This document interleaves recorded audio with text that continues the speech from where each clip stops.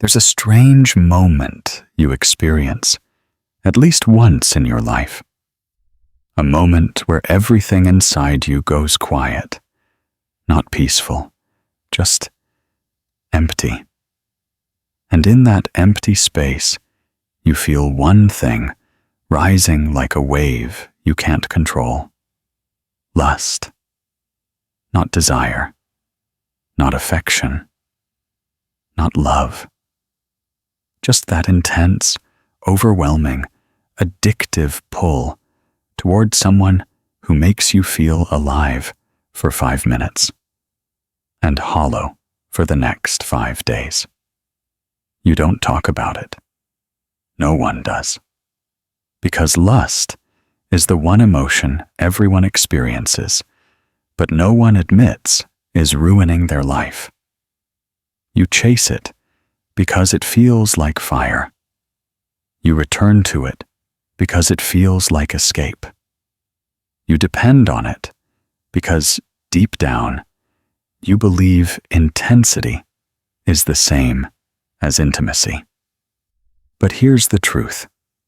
Jung understood long before you ever experienced it. Lust becomes dangerous the moment it becomes a replacement for the love you never received. Think about it. The reason lust hooks you is not because you're weak. It's because there's a part of you, the wounded, abandoned, underloved part, that is starving. And lust is the fastest, easiest, most intense thing to feed it. It gives you validation without effort. It gives you excitement without commitment. It gives you fantasy without reality. And for a moment, it distracts you from the feeling you've been running from for years. I don't feel loved, and I don't feel enough. Let's be honest for a second. Not with the world, not with anyone watching this, just with yourself. How many times has lust pulled you into situations your true self didn't want? How many people have you allowed into your life, not because they earned access, but because they gave you 5 seconds of intensity you confused with connection? How many times did you mistake, "I want you right now," for "I see you, I value you, I choose you"? You know what lust really is? It's a painkiller. Quick, intense, temporary, and addictive. It numbs the loneliness. It covers the emotional wounds. It gives you the illusion of power in the places where you feel powerless. But here's what Jung warned us about. Anything that numbs you eventually controls you. And that's what's happening to you, isn't it? You tell yourself you're just having fun. You tell yourself you're getting over someone. You tell yourself you're free, independent, unstoppable. But the truth hits you at night, in that quiet moment when no one is touching you, no one is validating you, no one is pulling you back into that intoxicating chaos. The emptiness returns. The dissatisfaction returns. The guilt returns. The self-criticism returns. Because lust doesn't heal you. It only pauses the pain. And the more you use it, the more disconnected from yourself you become. This is why Jung said, "You don't attract what you want. You attract what you are." And right now, the version of you who keeps falling into lust is not the real you. It's the wounded you, the one who thinks they need intensity to feel wanted. the one who confuses chaos with chemistry, the one who chases people who awaken your wounds, not your worth. But here's the uncomfortable truth you must face. Lust is not ruining your life. Wounds are. Lust is only exposing them. Read that again. The part of you that keeps craving these people, the emotionally unavailable ones, the confusing ones, the ones who love your body but not your soul, that part was created long before any relationship. You didn't create it. You inherited it from the rejection you grew up with, from the love you were denied, from the inconsistency you normalized, from the emptiness that became familiar. Lust becomes addictive only when love feels unsafe. And that's why you keep choosing the wrong people.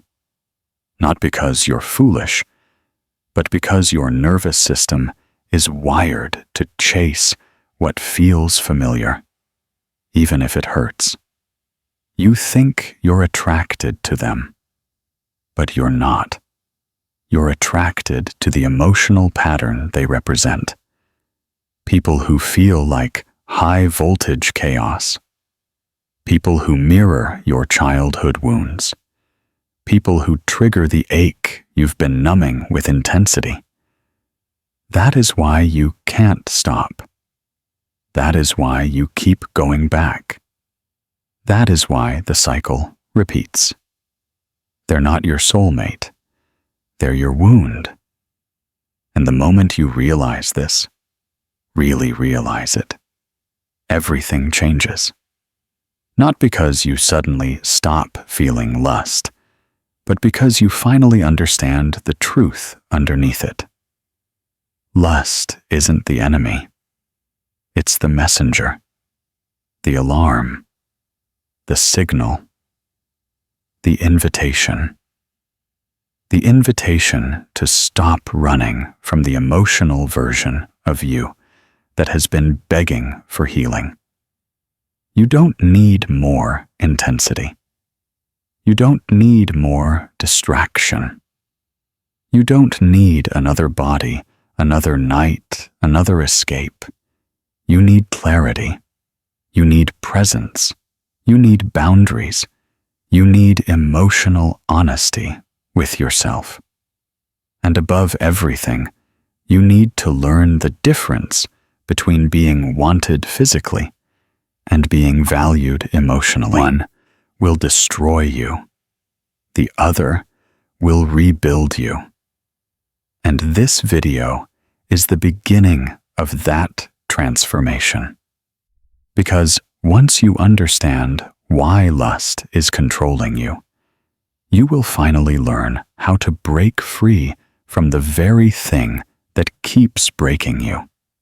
There is a part of you that wants to believe lust is random, that you can't control who you feel drawn to, who activates you, who makes your heart race and your thoughts blur. But the deeper truth is that lust is not random at all. Lust is precise.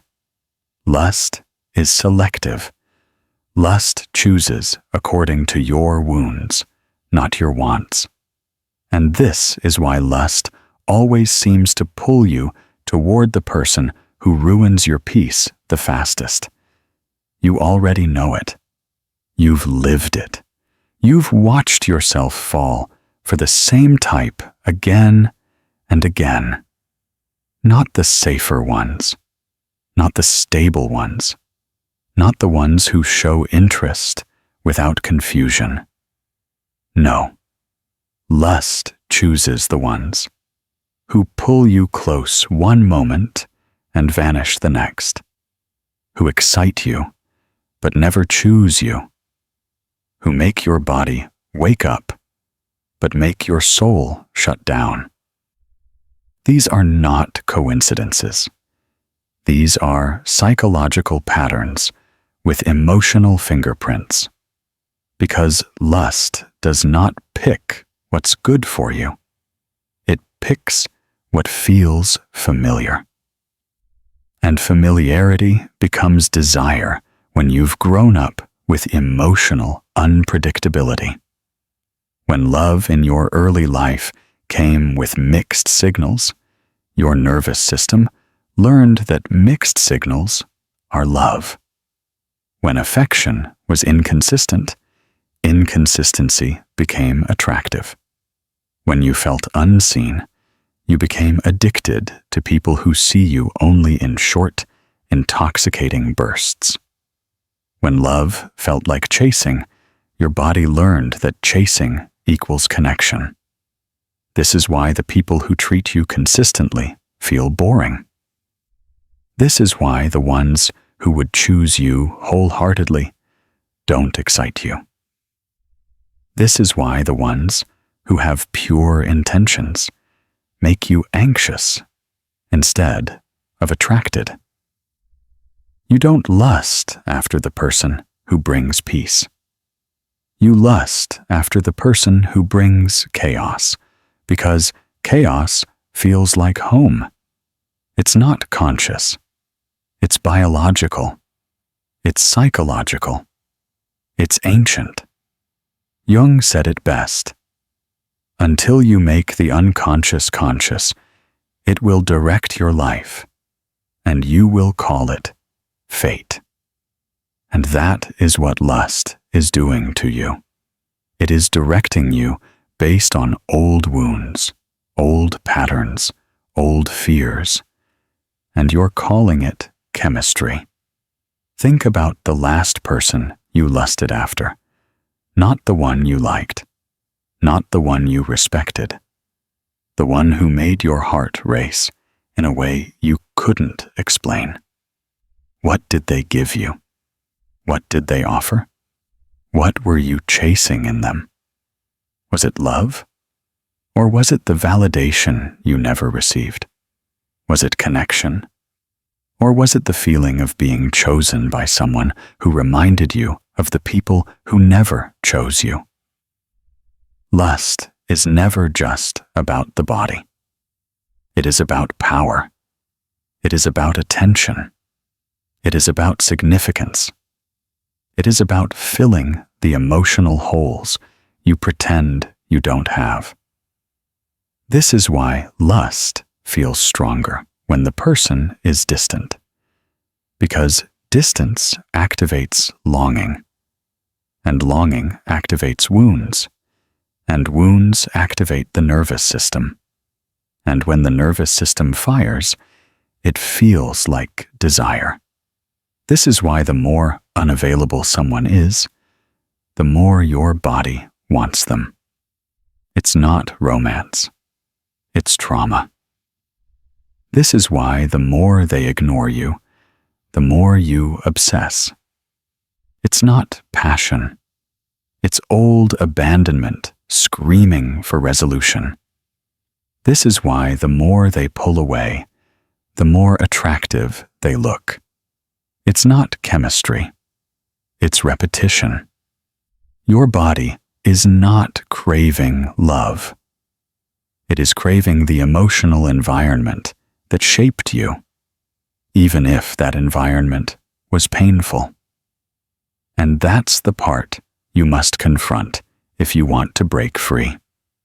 Your lust is attached to your past, not your future. When you chase lust, you're not chasing a person.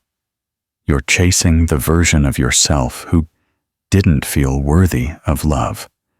You're chasing the closure you didn't get. You're chasing the attention someone else never gave you. You're chasing the feeling you never fully healed. And here's the cruel twist. The people you lust after the most are almost always the ones who reflect the wound that created the lust in the first place. This is why you're attracted to emotional danger. This is why you're drawn to the unavailable. This is why you can't stop thinking about the ones who don't treat you right. This is why your desire feels strongest for the people who give you the least. Your nervous system believes the hurt is meaningful. Your body mistakes anxiety for excitement. Your mind mistakes unpredictability for passion. Your heart mistakes chaos for connection. But your soul knows better. It knows something is wrong. It knows the truth under every high, every rush, every intoxicating moment. This person is hurting me. Yet you stay, not because you want the pain, but because you don't know who you are without the emotional chaos. Lust becomes a loop, a cycle, a pattern. It gives you just enough to keep you hooked, and just enough pain to keep you chasing. That's how addictions work, Mawa. And lust, when rooted in trauma, is an addiction, not to the person, to the pattern. And that's why letting go feels impossible. You're not letting go of them. You're letting go of the part of you that believed you needed them. But here is the turning point, the part people avoid, the part that hurts but heals. The moment you heal the wound, the attraction dies. Not slowly, not over months, not after 10 more tries. It dies instantly, because the wound is what kept the desire alive. When you heal the wound, the poison loses its flavor. The chaos loses its charm. The intensity loses its illusion.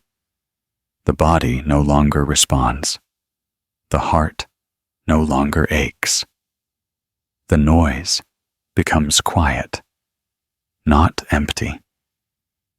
Quiet. And in that quiet, something new is born. A version of you who finally understands. Lust was never love. It was a signal, a messenger, an alarm, a doorway to your own healing.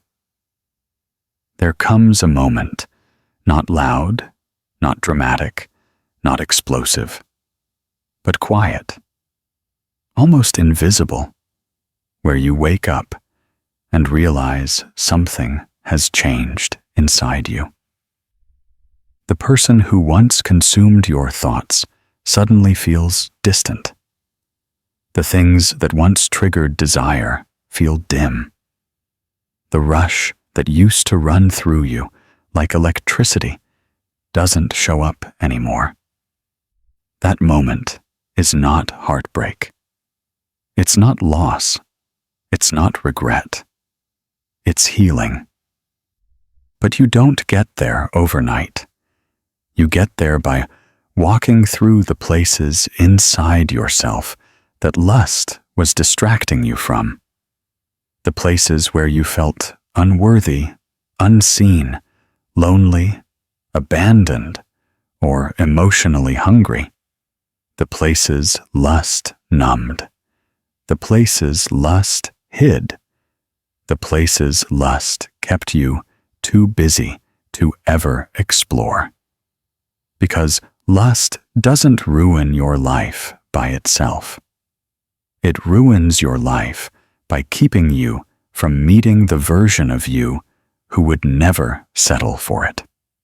And that is exactly where this final chapter begins. Not with the people you wanted, but with the person you're becoming. Lust loses its power when you finally understand the truth. You never wanted the person. You wanted the feeling of being desired, the feeling of being wanted, the feeling of being chosen, the feeling of being powerful. the feeling of being important to someone for even 5 minutes. That's why letting go always felt so hard. Because letting go wasn't losing them. It was losing the temporary version of yourself you became around them. The version who felt worthy only when touched, validated, or desired. But once you begin healing, that version of you begins to disappear. You begin noticing patterns you didn't see before. You begin recognizing the difference between longing and loneliness. You begin understanding that your body wasn't craving connection. It was craving distraction. You begin seeing the emptiness that lust covered up. And slowly, quietly, something begins to shift. The people you once lusted after lose their shine. The intensity that felt like fire now feels like a warning. The unpredictability that excited you now feels exhausting. The emotional chaos you once tolerated now feels disrespectful.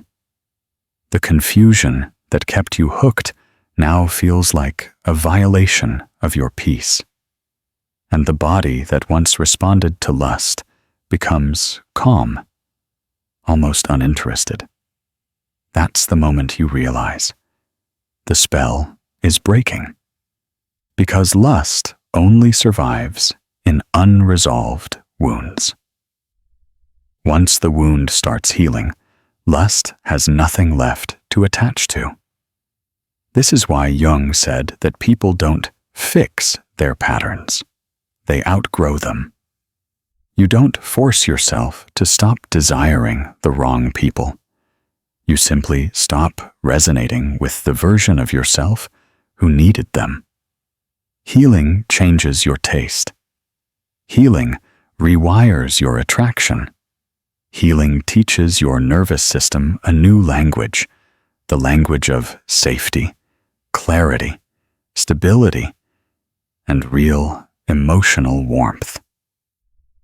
And once your body knows that language, chaos stops feeling like chemistry.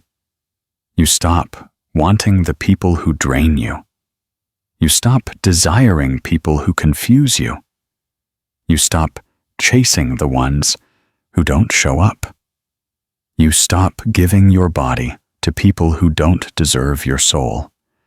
You stop mistaking intensity for intimacy. You stop craving the toxic high that ruined every low. Because now you've tasted something different, something calmer, something softer, something healthier, something real. Not thrills, but truth. Not chaos, but clarity. Not adrenaline, but alignment. For the first time in a long time, you begin to feel like yourself again. The version you never had time to meet because lust was always pulling you away from your own healing. You start going to sleep without needing stimulation. You wake up without the urge to check if someone texted.